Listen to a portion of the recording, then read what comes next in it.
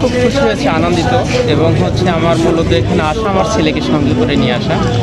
যে আসলে শিবির কি, বিভ্রান্তিমূলক অনেক কথা হয়ে থাকে, তো এইটাই ভুল ভাঙানো বা ছেলেকে দেখানোর উদ্দেশ্যে নিয়ে আসছে এখানে। এবং সাথী সদস্য করেছি বেশ কিছুদিন, তো মূলত নিজের আকৃতি থেকে ছেলেকে নিয়ে আসা শিবিরে ভর্তি করার জন্য বা শিবিরের কাজগুলো দেখানোর জন্য বা শিবির আসলে কি করে এটা তাকে বোঝানোর জন্য যতটুকু সম্ভব।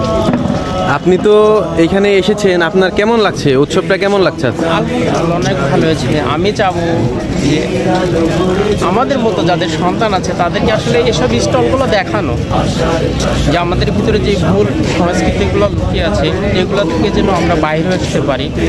আর আমি এর মাধ্যম দিয়ে জানাবো যাদের সন্তানেরা আছে অন্তত স্কুল পর্যায়ে কলেজ পর্যায়ে আছে সেসব পিতামাতাদেরকে আমি আহ্বান করব যে অন্তত স্টলগুলোতে আসতে, যেহেতু আজকে শুরু হয়েছে আগামীকাল পর্যন্ত থাকবে, তা আমি সেসব পিতামাতাদের আহ্বান করব অন্তত স্টলগুলোতে এসে দেখে যাক শিবির কি, এটা একটু তারা জানুক। মোরা জান্নাতি ফুল বনি সে বাগানে, ছুটি জীবনের বিনিময় করতে খরিদ শুধু রাশেদার দীপ্ত ঈমান, রাশেদার দীপ্ত ঈমান, রাশেদার দীপ্ত ঈমান। আজ সময় এসেছে সাজাতে হবে এই দিনের বাগান, শুধু হেলায় খেলায় যেন কেটে না যায় সম্ভাবনার ক্ষণ।